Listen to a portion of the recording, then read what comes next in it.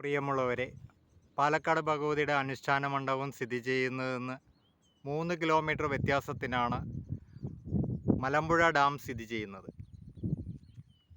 ഈ മലമ്പുഴ ഡാമിൻ്റെ വടക്ക് ഭാഗമാണ് പശ്ചിമഘട്ടം.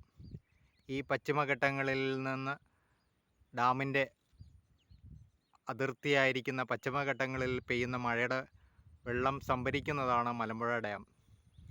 ഈ മലമ്പുഴ ഡാമും ഈ മലമ്പുഴ ഡാമിൻ്റെ പരിസര പ്രദേശങ്ങളിലുള്ള ഭക്തജനങ്ങളും അവരാരാധിച്ചു വരുന്ന ഈ പ്രദേശത്തിലെ ദേവീക്ഷേത്രവുമായിരിക്കുന്ന ഹേമാംബിക ദേവീക്ഷേത്രത്തിൻ്റെ ഐതിഹ്യത്തെക്കുറിച്ചാണ് ഈ വീഡിയോയിലൂടെ ഭക്തജനങ്ങളെ നമ്മൾ അറിയിക്കുന്നത്.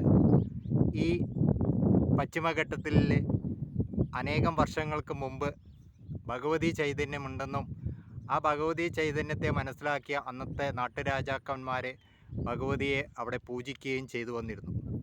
എന്നാൽ പിന്നീട് കുറേ കാലത്തിന് ശേഷം ആ ക്ഷേത്രത്തിൽ പൂജ കഴിച്ചിരിക്കുന്ന പൂജാരിക്ക് പ്രായമേറുകയും അതിനുശേഷം അദ്ദേഹത്തിൻ്റെ മറ്റു പിൻഗാമികളെ ഏൽപ്പിച്ച് മാസത്തിലും വർഷത്തിലുമായിരുന്നു അവിടെ പൂജകൾ നടന്നു വന്നിരുന്നത്. എന്നാൽ പിന്നീട് കാലങ്ങളിൽ മാറ്റങ്ങൾ വരുന്നതനുസരിച്ച് മാസങ്ങളിലാക്കി, പിന്നെ ആഴ്ചകൾ എന്നുള്ള തരത്തിലേക്ക് വന്നിരുന്നു. കുറേ കാലങ്ങളായി അങ്ങനെ ആഴ്ചകൾ മാത്രം പൂജകൾ നടത്തി വന്നിരുന്ന ആ ദേവീ ചൈതന്യത്തിൻ്റെ പൂജാരിയായിരിക്കുന്ന പൂജാരി ഒരു ദിവസം ഭഗവതിയോട് പ്രാർത്ഥിച്ചു, അമ്മേ, ഈ ഭക്തന് പ്രായമേറി വരുന്നു. രാജ്യത്തിൻ്റെയും ഭക്തജനങ്ങളുടെയും അവസ്ഥകളിൽ പലതരത്തിലുള്ള മാറ്റങ്ങൾ ഉണ്ടാവുന്നു.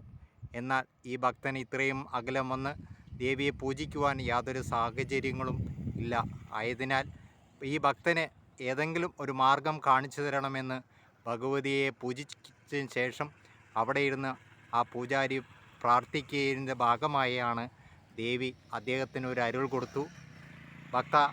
ഭക്തൻ സഞ്ചരിച്ചോളൂ, ഭക്തൻ്റെ പുറകെ ഭഗവതി വരാം, തിരിഞ്ഞു നോക്കരുത് എന്നുള്ള ഒരു സങ്കല്പത്തിലോടുകൂടി ആ ഭഗവതിയുടെ അരുൾ കേട്ട ആ പൂജാരി അവിടെ നിന്ന് നടക്കുകയും ആ നടന്നു വന്ന് ഇരുന്ന സ്ഥലമാണ് ഇപ്പോൾ സ്ഥിതി ചെയ്യുന്ന മലമ്പുഴയിലുള്ള ഹേമാംബിക ക്ഷേത്രം.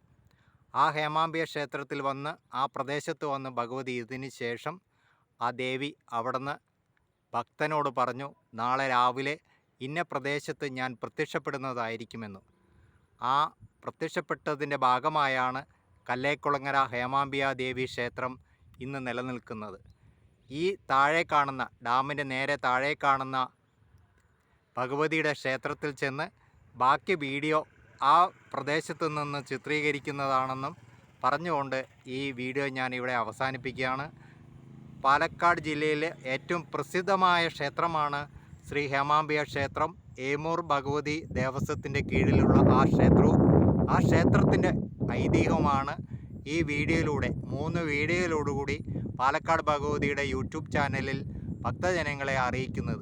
ഇതിൻ്റെ ഗുണമെന്ന് പറയുന്നത് ഈ ഭഗവതിയുടെ ഭക്തന്മാർ, ഈ ഭഗവതിയുടെ പൂർവിക ഭക്തന്മാർ ഭഗവതിയുടെ പല പ്രദേശങ്ങളിലായി ജീവിക്കുന്നുണ്ട്.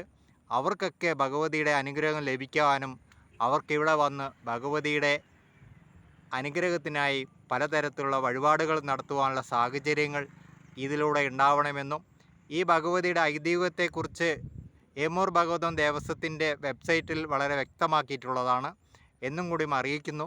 ഈ വീഡിയോയിൻ്റെ 2ാം പാർട്ട് താഴെയുള്ള മലമ്പുഴ ഹേമാംബിക ദേവി ക്ഷേത്രത്തിൽ നിന്നെടുത്ത് ഭക്തജനങ്ങളെ അറിയിക്കുന്നതായിരിക്കും.